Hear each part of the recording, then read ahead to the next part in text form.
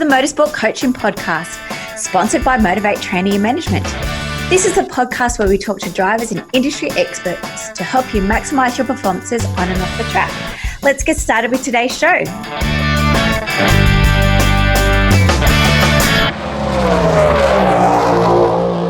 Hi guys, and welcome to episode 55 of the Motorsport Coaching Podcast. I am your host, Belinda Risley, and today I'm joined by Stephén Huneycutt. He is a marketing expert who loves racing with a background in marketing and motorsport sponsorship. Stephén has supported NASCAR Cup teams, FIA Formula E, and top 20 Fortune 500 companies. He is an avid supporter of his oldest daughter's racing program and his youngest daughter's dancing. Stephén puts his family above all else. He enjoys being at the track and coming up with new ideas.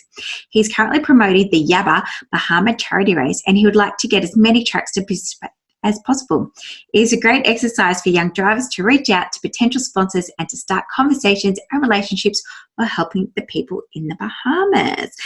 I'm really excited to bring Stephén's story to you today, guys. I really hope you enjoy it. But before we get started, I do have a review from iTunes. Sorry, guys, I haven't been checking them before I'm recording these because I block the interviews, and sometimes the reviews are written after I've recorded. So I do apologize if you've written a review and I haven't mentioned it so far to date.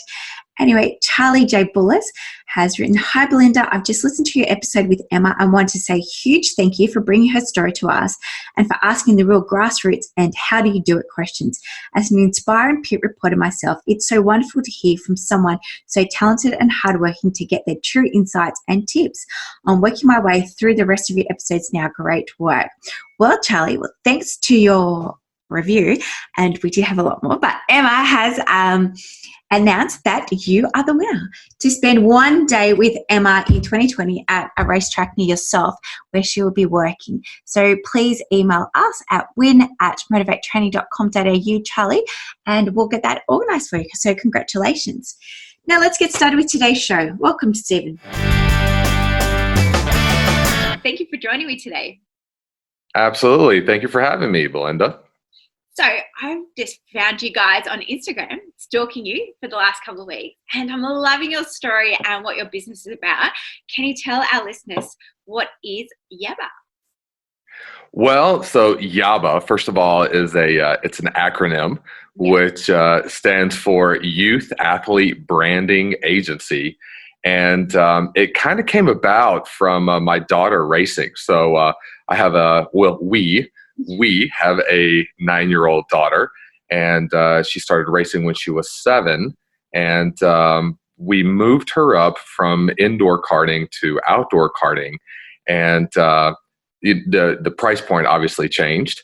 And when it moved up to that, I told my oldest daughter that we're going to have to give equal weight to the sponsorship branding side as much as we do to the equipment and to the coaching side. And she agreed to those terms. And I used my background in NASCAR. I was actually on the partnership commercial side, partnership business development side for sponsors for a NASCAR Cup team. And now I support Formula E, the series here in the U.S. So I've been in the world of motorsport sponsorships for a little over 3 years now, and been successful in it.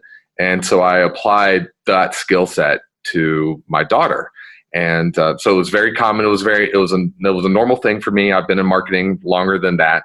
That I've just been in this motorsports niche now for about 3 years, and applied it to her, and it actually worked out really well.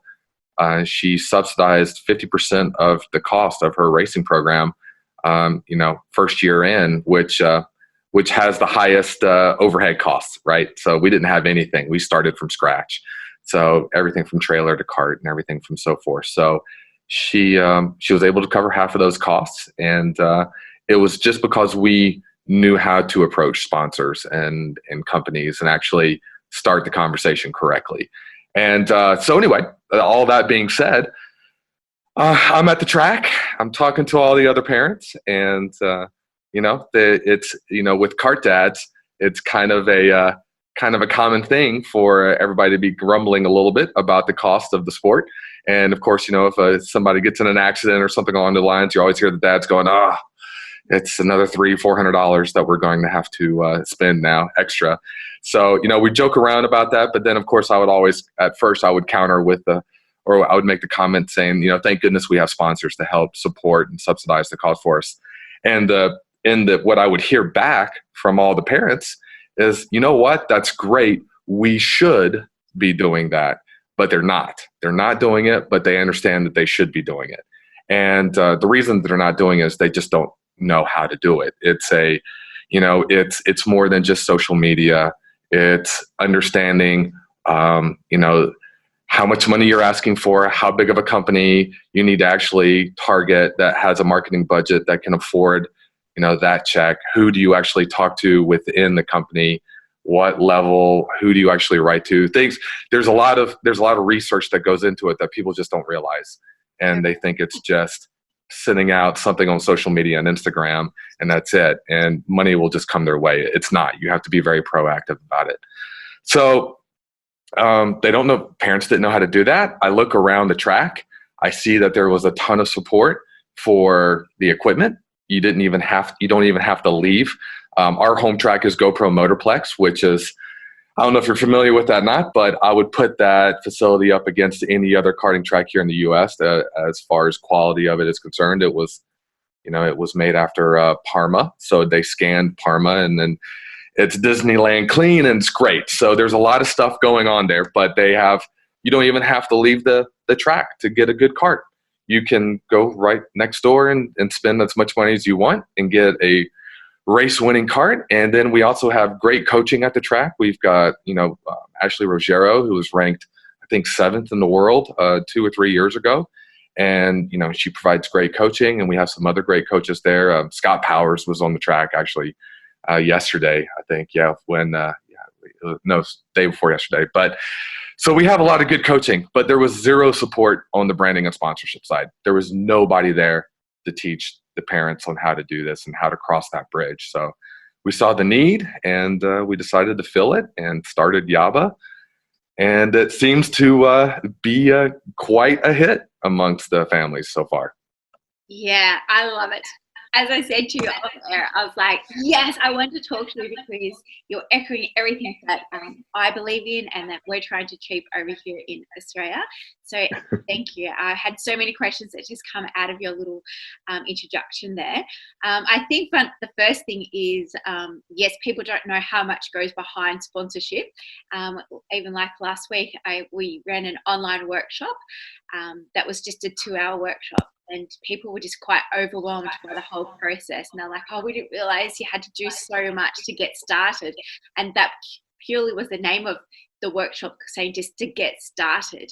Again, a lot of people just think it's a matter of throwing some facts and figures together and advertising it on sponsorship. They're looking for support without doing the back research into it. So yeah, I hear what you're saying. So I think one of the first things that you just mentioned there, Stephén, was how you approach those sponsors. I think one of the biggest challenges that I hear is, especially with the young karters and the young motorsport competitors, that they feel like they don't have any benefits to offer their sponsors. And of course, like who to contact, how to contact, and all of that line. But let's just go back to who did you approach with your daughter being at 9 years of age? What kind of businesses? So, well, I'm used to dealing with the big brands, so we just kind of swung for the fences. Exactly. So, so not to brag, but we have over a 50% response rate with the outreach that we do with these brands. And the brands that have gotten back to us have been Netflix, Pizza Hut, GoDaddy, Bad Daddy's Burgers, which is kind of more of a U.S. regional fast food or food chain, casual burger joint chain. We've had those are kind of the big brands that have replied back to us. Now, what we have learned, Tums sponsors Heartburn Turn here at the Charlotte Motor Speedway when we do the Roval race, and they actually hosted our daughter out there, invited her to come out there. So to answer your question, I went off on a tangent there, but to answer your question, the approach that we use is that we do handwriting letters, right? So my wife, who is our she's the VP of business development. So she's phenomenal, by the way. So she's great on the track. She's passionate. She loves racing.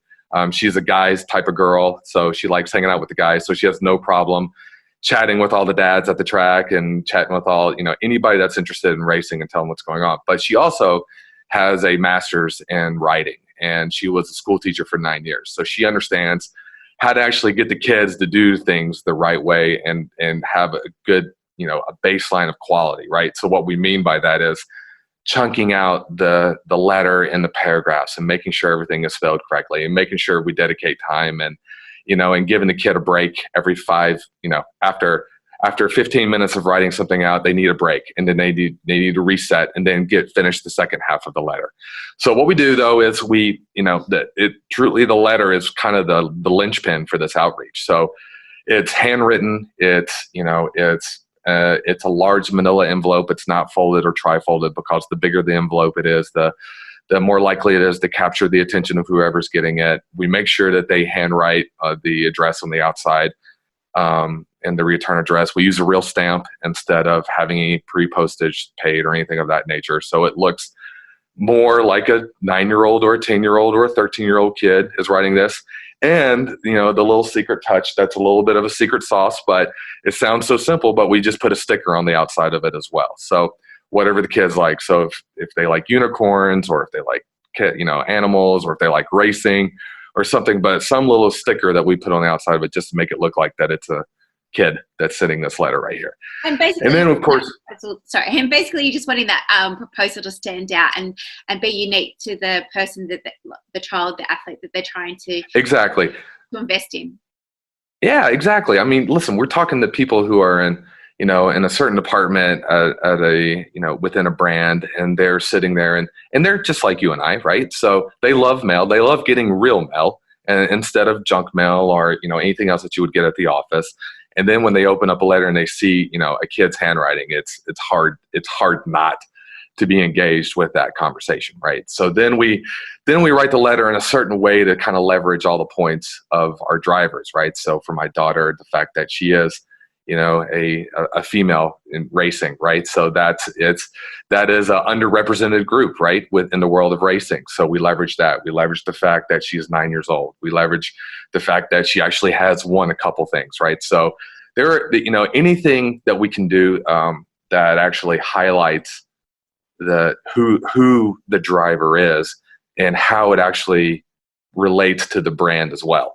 And what I mean by that is that if we have, good example, if we have a country boy that is racing, and we're talking to a luxury jewelry brand, probably not a good fit. But if we're talking to Levi's, then yeah, the story behind this kid who's a country boy who grew up racing out in the country and on a dirt track or something along those lines aligns really well with Levi's. So it helps elevate their story as well. So those are parts of the things that we would highlight within this letter to kind of get the conversation started. Yeah, and that's one of the big things that we were focused on in that workship as well, is like identifying your values and trying to identify your personal brand. So therefore, which sponsors to potentially contact, and that was a great analogy there about the country and the Levi's. Like there's got to be an alignment to who the person is when it comes to seeking sponsorship. Yep. And then far as the value, and then you were saying, what can kids offer, to a brand and to, first of all, I do want to say that large brands, what we have learned from large brands. So I'm talking, $100 million, $200 million annual revenue companies, things of that nature, and up plus, is that they basically say, listen, we really appreciate you getting onto our radar. We're going to keep an eye on you, but there's nothing that we can do as far as the dollars are concerned. And the reason is that we don't want to open up that can of worms right now. If we do it for you, we're going to have every single kid in the U.S. coming after us for that right there. And it'll end up turning into negative press if they turn somebody away or something along those lines. So they just don't even mess with it. But we are on their radar, and again, you want to build relationships with brands, right? So you want to stay on their radar and you want to keep them up to date and keep things going of that nature. Now, that being said, the value that young, karting drivers and youth drivers can offer to these brands is truly their story, right? And what I mean by that is that when I worked at a NASCAR team, we had, you have B2B brands that you support and you have B2C brands that you support. On the B2B side of things, it was more of the assets that we were able to offer them at the size of the organization that we were at the NASCAR level. So, and that would be, tickets to the track, and that would be hosting, using our facilities, things of so forth, doing training sessions and things of that nature. Now, on the B2C side of things, it was more of the IP rights that they would have access to for our drivers, right? And those IP rights really truly just kind of boil down to content that they have, that the brand can leverage and has access to, and that content's distributed over social media channels, right? So there would be a lot of money that would be spent to be able to use the likeness and the face, and be able to use the face of our drivers promoting products or integrating the products into their daily lives and telling that story. So that content can be produced at the youth level as well. And and what it really boils down to is it an engaging story. And it turns out that brands are starting to see and seeing with our drivers that it is an engaging story. You do have competition, you do have the passion. I would say you probably even have more passion than I've seen at the pro level sometimes, and you've got parents who have sacrificed a lot to help get their kids there. I mean, there are a ton of storylines that are engaging and interesting, and the brands like to be a part of it. So that's what the kids can offer, are those storylines, and that's content that they can produce that can be, then pushed out in social media channels, right?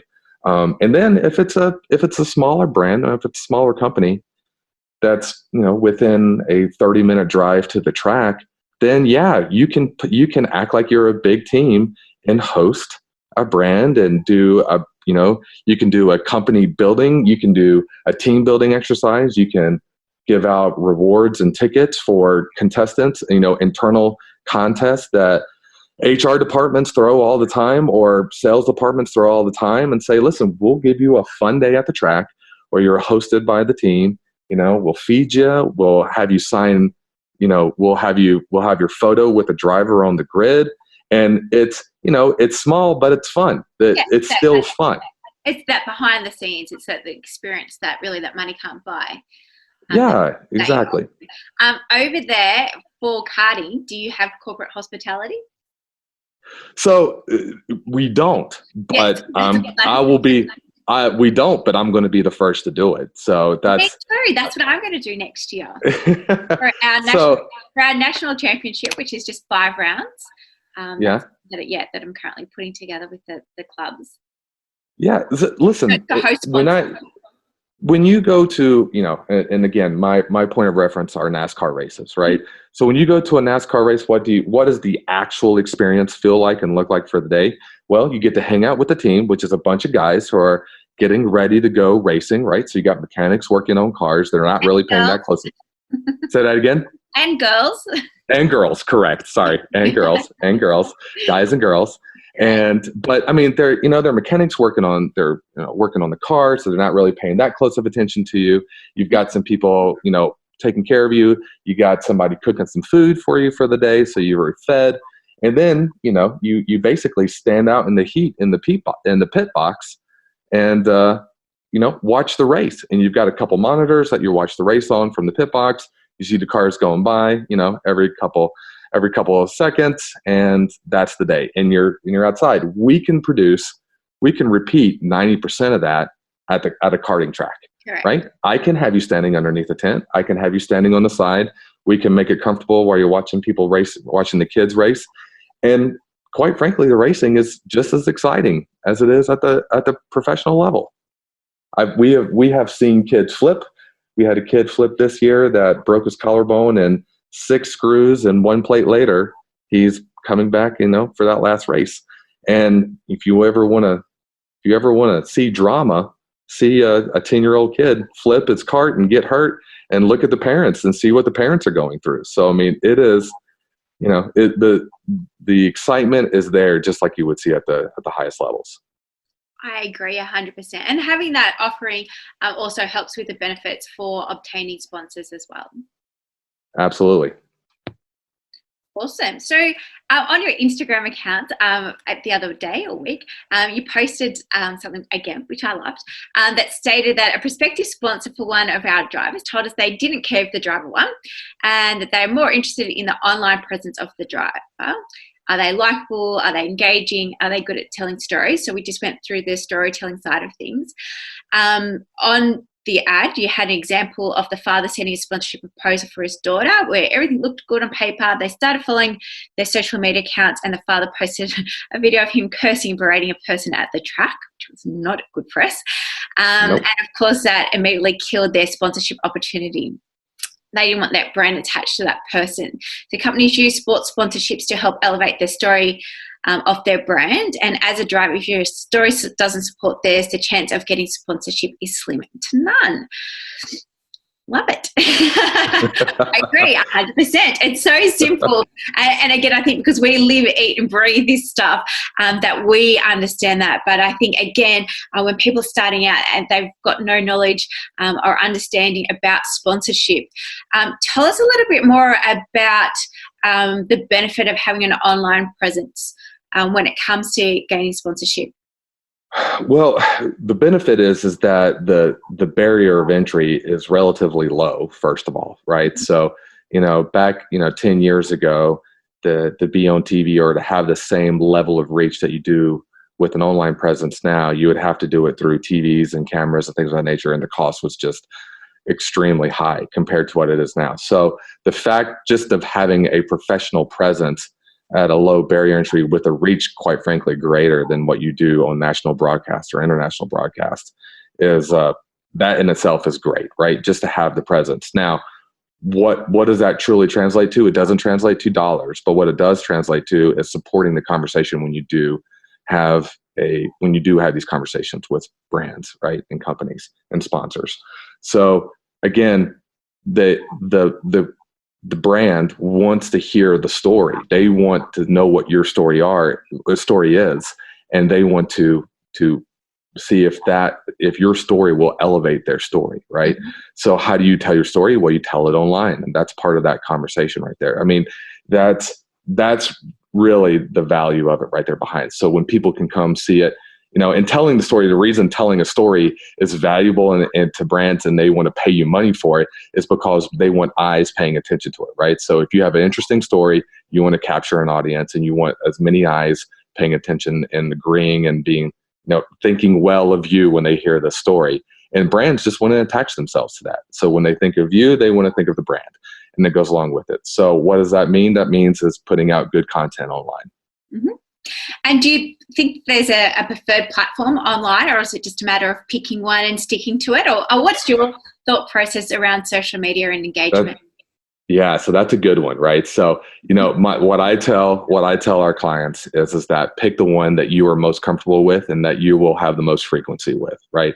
So I think you can, all the channels have potential to support your conversation. And that ranges everything from Facebook to TikTok, right? TikTok, and then everything, the new one. Right? And then everything in between. And there's a lot of in between there too, right? So the thing is that all those channels are useless if you don't use them, right? So if your style is not good for Twitter and you don't like tossing out thoughts in 140 characters and you only do something once, a month, then Twitter is not the right feed for you, right? Or it's the right channel for you. If Instagram, if you're more of a visual person, and you don't want to type a lot of stuff, again, Twitter falls into that category. But, if you aren't a visual person and you don't, know how to capture or do photos right, and you don't know how to frame things correctly, and you're better with your words, then Twitter obviously would be better for you, right? So, each channel has it highlights a certain way to package the content and push it out. And then you just find the way that works best with your own particular style. And typically that's going to be the parents that's going to be capturing the content. I haven't quite come across this bridge yet, but I would say that, it would be a little, you might get some content out there that you'd be a little nervous about if you just hand it over to your driver at 8 years old or 12 years old. Something might go out there that might be turn off somebody, that a potential sponsor. So it's good to have that filter of the parents on there. and then it's whatever works for the parent style. Fantastic. And how important do you think it is for a motorsport athlete to have a website? Again, I think it legitimizes you, right? So, I mean, I think it's pretty important. I think it's a low cost barrier of entry to make you look like you're being serious about this, and you want to be able to be at you're wanting to go to the professional level, and you're doing the same things that the pros are doing, right? So, look at your favorite. What we do with our clients is that we just tell them and say, hey, give us your top 3 drivers' websites that you think looks the best and you want to go after. And then we look and we ask them, why do they like it and what do they like about that? And then we incorporate those elements along, and tie it into the brand of that particular driver as well. So something unique comes out of it, but it is influenced by the drivers that they prefer. And then when someone looks at it, they say, wow, this person really, truly is serious about racing and serious about finding sponsors, right? Yeah, no, I'm a big advocate of having a website, even if it's just a 1-page landing page, where they, constantly update with race reports and images. For me, I'm just conscious that we don't own our social media accounts. So yes, why it's important to be on social media.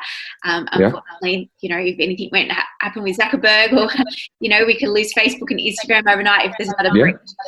So I feel like it's really important for the motorsport athletes there to consider having themselves in a website. And there's lots of benefits of, being able to sell merchandise, emailing their list, building that sort of data for their sponsors. Yeah. We're already selling hats off of our daughter's website right there. And, and we're already selling hats across the country, which is crazy, right? So, I mean, it really makes things a little bit more efficient. It makes you look like a pro, and it makes you look like you're serious about it. And that's what people want to see. Nobody wants to write you a check for some kid that's just saying, I kind of like doing this, and this is, I'm going to do this and play some other sport along at a time. Someone's going to write a check for a kid that says, this is, I live and breathe, and this is all I want to do. And I'm doing everything I can to tell everybody and to show everybody that I am serious about this. Mm-hmm. You mentioned before that at your track at the GoPro Motorplex that they did have driver coaching and kart shops and stuff. Is that where you guys are located? Is that where you run your business from? Yes, that's our home track. We are we're based in Charlotte here in North Carolina. So, this is the epicenter. We're the epicenter of NASCAR, and so all the teams are here, and within a 30-minute radius of our office here. And GoPro is the closest karting facility at that highest level that at the level that we want to be racing at. So it's great. And the competition is pretty serious too, because we do have a lot of drivers' kids that compete with our daughter, and we have kids coming in out of state, and up and down the East Coast competing here with us. So it's high level of competition, high level facility, and we're lucky to have this near us. And do the parents come to you asking you to do it for them, or are you educating them more around how they can do it yourself? How does your business run? How's it? So, right. So this is interesting. So, here's what we want to do. We want to be able to provide a high quality service to as many people as we possibly can. Right. So that's advantageous for everyone involved in that equation. Right. So to answer your question, that's a tough one, right? So it's, first of all, what I have seen, and this is just personal experience at the track right here, and this could truly just be based off of Charlotte, North Carolina, and it could change in Miami, it could change in LA, it could change in Atlanta or Indy. This could be region specific, but what I have seen is that a lot of the parents that have their kids involved with this are either, far as work is concerned, they're mechanics or they're engineers, or they're on a corporate side of things, but they're not in marketing. The marketing doesn't seem to be the most predominant background for work for the parents that are there. So what does that mean? How do we help them out? Well, our one of our first clients right here, it was literally a clean slate that we had to work with right here, yep. which I truly enjoyed and appreciate, because what we want to do is we package together a branding media kit. Yes. And yep. right. So the branding media kit, the way that we set this up is say, okay, listen, we want to support you guys, and we will actively go out and search for sponsors in our relationships, or just call people up out of the blue that we think that makes a good sense for partnership for this. We will actively go out and pursue sponsorship for you. And of course we get a fee based off of that, right? And it's a paid for performance model. So the parents are very happy with that, because, they're not paying anything until we actually provide sponsorship dollars for them. Yeah. However, I cannot call anybody on our team cannot call a company up and say, hey, we have this phenomenal driver over here. They're very, very fast.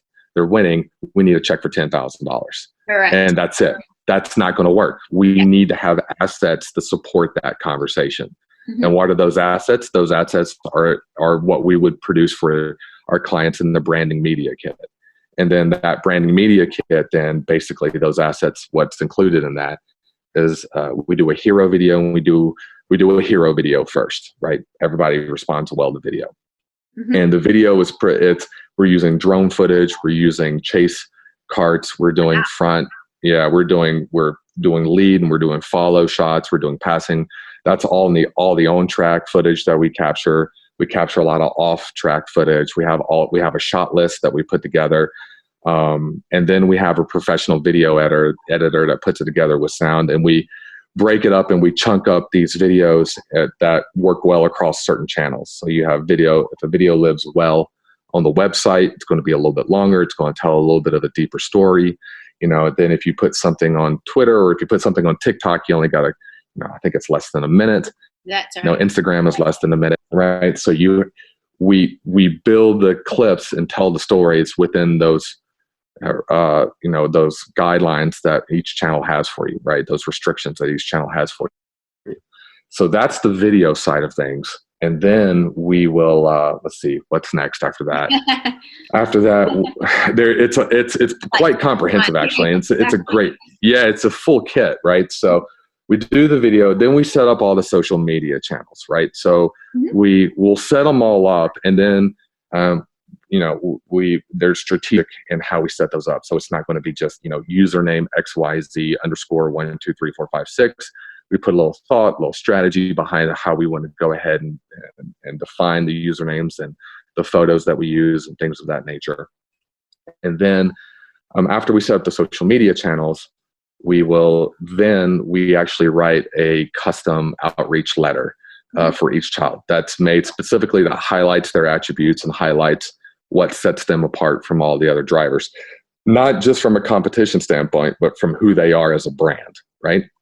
And that's where my wife really kind of comes into play, because again, she has her master's in writing. She really knows how to tell the story phenomenally on paper, and she helps put that together for the drivers. And then after we do that, we put together a professional, like at a high level proposal that you would see at the level, in Formula E or at the NASCAR. It's 80% at the level that you would see at that, because again, we're dealing with, kids. Yeah, we're dealing with big companies, but it's also coming from an 8 to 13-year-old, a cadet driver, right? So you can't get too crazy with it, because the company, it still needs to feel homegrown. It still needs to feel like it's a homegrown grassroots effort that's putting this in together, right? But we also are trying to walk that line of, we're professional and we're trying to really put out a really strong presence, and we have our shit put together. We have our shit together, right? That's the idea. They want to know that if they write this check, that you will follow through, you will provide a quality of content that they're looking for, and they get a sense of that by all these touch points that we've addressed so far, right? And then at the very end of that, we just wrap all that together into a website, and we make a custom website for them as well that really represents their brand, and they have a lot of input into that, right? So after we do that's the branding media kit. After we put all those assets together, we literally hand them over to the parents and to the driver, right? We give them, we want to hand it to them and say, here are your usernames, here are your passwords, here's everything that you need, here are your hosting costs, here are the costs that comes along with it. We're not charging anything. We just build it, and then we literally hand it over to them. Now, if somebody wants us to maintain that, then we have hourly rates, and we have subscription rates and things of that nature that we can walk through and work through. But truly, what we want to do is we want to hand that over and let them maintain it and manage it, because, and supporting all that, this is a really key important part, is that we put together a playbook that shows them how to utilize these tools correctly and effectively, right? So we don't want to just hand them this, phenomenally well-written letter, and then they have no idea who to send it to, or who to write it to, or how to research the company and customize it just a little bit, where they're like, look at the last 3 news releases from the company to see what the latest thing that they're paying attention to, and how can you tie that message in. Those are, we ABC that out for everybody, so that somebody who is a mechanic or somebody who is an engineer who knows numbers and spreadsheets and Excels, but they have no clue about marketing, that they can still follow the process and use these tools effectively. So, it's kind of like, hey, I'll sell you the cart, but I'm also going to sell you the coaching that goes along with it, so you can be effective in driving the cart quickly. This is the exact same concept. We're giving you tools, and we're going to make sure you're effective with it as well. Awesome. Fantastic. So yeah, it's quite similar to what we do over here.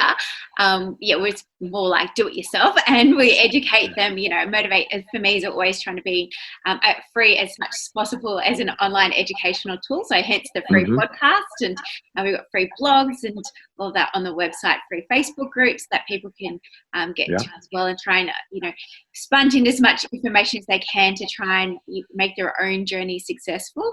But then, of course, we've got the services that we can assist them do it all, or certainly give them. Absolutely. Listen, it's a lot of information, and there's a lot of things to know and understand. It's not hard. It's just a lot. Right. And again, people don't realize how much goes behind the scenes.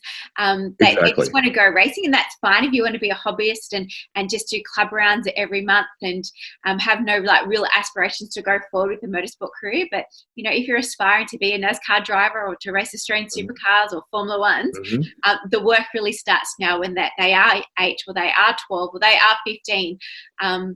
Or even if you're 21 studying motorsports later in life, you might have come from PlayStation, then, all of this back end stuff is really important. It's similar to that post that was, that I mentioned before. Teams aren't looking for so much race achievements now. They are looking, who and what is your brand, and what kind of products or services and financial sponsorships that you can actually bring to the teams to, unfortunately, progress your career more so than what you're doing on the track. It's true. And, listen, that is 100% accurate. And I think what gets lost a lot with a lot of parents and a lot of drivers is that this is a show. We are putting on a show. Yeah. We are not saving lives. We're not sending clean water to a place that needs it. We're burning gas. We're going really, really fast, and we're putting on a show. And the only reason we get to do this and put this show on, and what I'm talking about is at the highest level, right? So at the professional level. And the reason it's professional level is because you get paid for it. The reason you can get paid for it and get paid handsomely well for it is because there's a ton of spectators and fans who are paying a lot of money to sit into the seats. You've got media rights coming in from broadcasters who are paying a ton of money to put it on the TV. So you've got more people sitting down watching this show. So people forget that this is a show. And what do they want? They want actors. They want, and I say actors with not as in being fake. I'm saying actors as in they want personalities. They want people to be engaged and see this show and say, wow, that driver got really, really mad and there was a little bit of drama over there. Oh, what's going on with that? I really want to pay attention and see what's going on with this right here a little bit. Or did you see that this person overcame and, this obstacle right here, and the car broke down, or, got a puncture on lap 5 and, they were able to recuperate and come back. And did you see them, fight their way through this adversity? So these are all storylines that make for a really good show. but you need to have really good characters in this show right here. And that's where this branding is. And this is what sponsors are looking for. They're looking for somebody that they can associate and people are excited to pay attention to and want to be a part of and tell their story with, right? So yeah, that's, sponsorship is a bridge that every professional driver has to cross. Doesn't matter, who you are, right? And what level you're at. You're going to have to cross it. The only person I think of that didn't have to cross it is Lance Stroll, just because his dad had enough money to buy the actual team and give him a seat when it comes on there. But, not everybody's dad is a multi-billionaire that's out there that can afford it. So if your dad doesn't fall into that category, you're going to have to do what 99% of the other drivers have to do and cross that sponsorship bridge and know how to try to bring money into the race team. Stephén, I think this is more of a personal question between you and I, but how do you grow, trying, I guess, to sell your services to parents or trying to get them to understand that your services is just as important as hiring a driver coach? I feel like maybe it's just here, but, parents are willing to spend, thousands of dollars or even hundreds of dollars on getting the last second out of their car or their engine. Right. But then when it comes to developing their skills off track, it's always, money. And it's like, well, actually, no, we're trying to get you money. Exactly. So again, good question. There's multiple approaches to this right here, right? To get parents interested in this right here.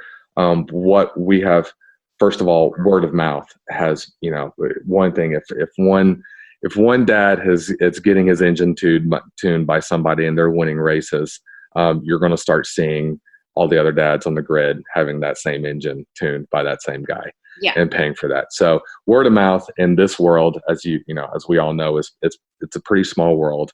And if someone's getting success in that, they're going to, they're going to spread the word. So our goal is to make sure that there is an ROI, that we do provide a high quality service, and that they do see a return on this money right here, and they sing our praises, right? So that's obviously step one and probably the most important step. If I had to come to somebody that did not know about us and have them involved with us and say, I joke around, but there's a million different ways. You can do the same approach to both the driver and to the parents. And there's an important distinction for our services to compare the difference between the driver and the parents, because one is the consumer and the other is the customer, right? And the difference between the consumer and the customer is that the customer is the one that's actually cutting you the check and paying for the service. The consumer is the one that's actually utilizing the services, right? So we kind of classify the driver more as the consumer and the parents as the customer. Yeah. But one thing that seems to work is that, and we fall into this category personally as well, is that we, as parents, we love the attention that our badass 9-year-old daughter gets. Yeah. And the fact that she's competing in this sport, and she's, there's not that many girls that are in there, and she's competing well. And FYI, just a quick little plug, she's running 7th right now in the championship out of 40 kids in her first year in it. So I'm very proud of that. Top 10, we weren't expecting that, but we're excited over that. But I think there is a little bit of vanity along with the parents, because this is kind of it's a sexy sport. Yeah. So it's a hard sport, but it's a sexy sport too. I mean, you're going fast, it's dangerous.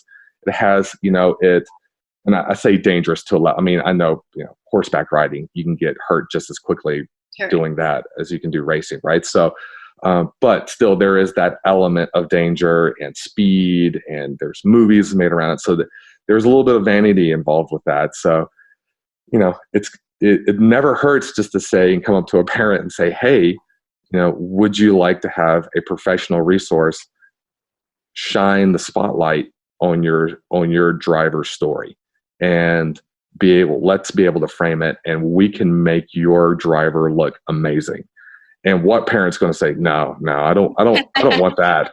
I don't want an awesome hero video with drone video and chase and follow carts and doing all kinds of things that those parents are going to say, yeah, that's a pretty cool. We like that right off the bat. And then you can say the exact same thing to the driver.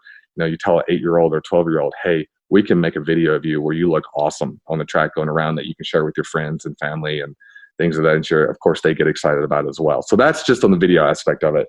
And then when you get into the parents and say, listen, this is one of the few expenses that you can invest in and actually get your money back on. The cart, you could, of course, you can sell your cart at the end and use cart, but you're probably going to lose a little bit of money off of that. You're not going to recuperate 100% of your costs.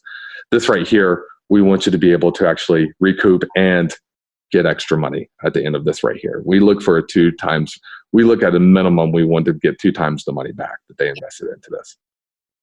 Oh, fantastic. Now, Stephén, thank you so much for giving us a great insight to what you do over there.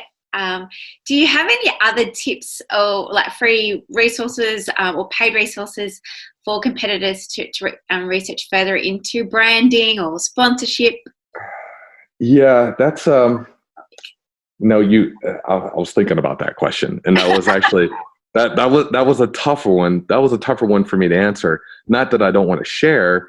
It's just that I'm always keeping my eyes open for any type of insight when it comes into branding. So, I guess I kind of answered that question just saying, be open and try to seek out any and all information that you have about branding and marketing. And, some of it, and I guess I do have the luxury of having the experience to be able to have a filter to see which is good information, which is bad information. I don't know. Have you ever heard of Gary V? All right. So, if you're in branding and you're marketing, that he's a pretty common name, right? So, Seth Godin, I don't know if you're familiar with him. I got to see him speak live, and I got to speak at the same conference he was speaking at live with. And, so those guys really look at it from the storytelling aspect. And go ahead. No, I was just going to say, I think the moral to this story is, Stephén, that you should write a book. Branding. There is a lot around about motorsports and sponsorship. I know that I'm working on a book at the moment. It's around about, motorsport is a business and about how to get started and, with fitness, nutrition, more of the holistic, the whole encompass. But with you, I think you could do one about branding, the importance of... Yeah, right. Well, maybe one day. Right now, I'm having a lot of fun doing what we're doing right now. Yeah. So it's, I got to tell you, the thing that excites me the most about YABA, and let's also, I don't want to give the impression that YABA's been around for ages, right? This is a new endeavor that started with us because this is our first season that we had. December 7th is the last race that we have for our daughter this season. So we started in February. So I didn't see the need until halfway through the season, because the first part of the season, I'm just trying to figure out how to keep her being competitive and keep her on the track.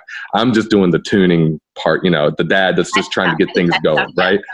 So once I finally got my feet underneath me on that aspect of things right there, and I had a chance to actually talk to the parents and understand what was going on with it, is when I actually realized that there was a need here from the parent side of things, or from the sponsorship side of things. So the business is relatively new when it comes to that. And oh gosh, I just went off so far on a tangent right there. I forgot what the original question was right there. No, the book. No, what I'm most excited about is that, our clients and the drivers that we're going to be helping out here, we are truly going to help them out in their career, right? So, this will help elevate them to a higher level than they would have not gotten to without our services, right? And hopefully we sharpen the saw and we get them to the point where they're comfortable with this, and they get to the point where they are already a step at the game, one step ahead of the game when they move up to the next levels when it comes to sponsorships, that it is easier for them and they are successful. And I cannot wait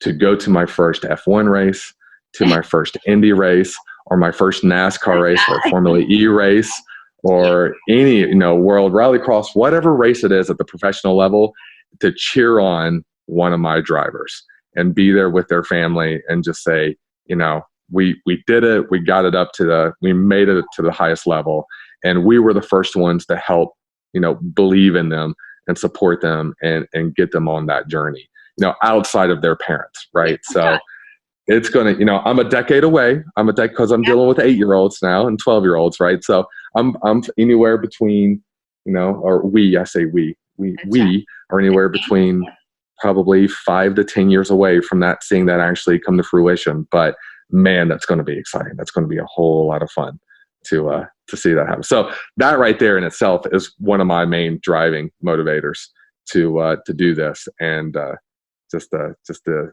enjoy that moment. Well, Stephén, I love your passion and I love your love for helping youth motorsport competitors. So thank you. I too agree 100% that there is definitely a niche and a requirement for these services within the sport. So definitely looking forward to watching your journey over the next 5 to 10 years. And of course, when you hit that Formula One, NASCAR, Formula E driver, not even at that top level, but definitely would like to have you on again, maybe in 12 to 18 months' time to see how Yabba is progressing. Make sure you keep me in mind. Absolutely. I would love that. So how can people find out more about Yabba or follow your journey? Well, the channels that we are most comfortable with, right? That's whatever we like to put out the most content on is Instagram. So you can just type in Yabba, YABA, and we're the top hit on that. And then, of course, if you want to go to our website and you can learn more about us and our drivers there, it's Youth YABA. And the reason that it's not yabba.com is because there is somebody who bought that URL. They're not using it, and they went $10,000 for it. And that's $10,000 that we probably at this state of the business don't need to be spending on the URL. Maybe future down the road a little bit, but so we just decided to spell out the first letter in YABA, and so it's youthaba.com. So you can take a look at the website there and just learn more about us that way. And of course, all Stephén's details and Yabba's will be in today's show notes. And I might even put some links into Gary V's and Seth Godin's information so you can learn a little bit more about branding.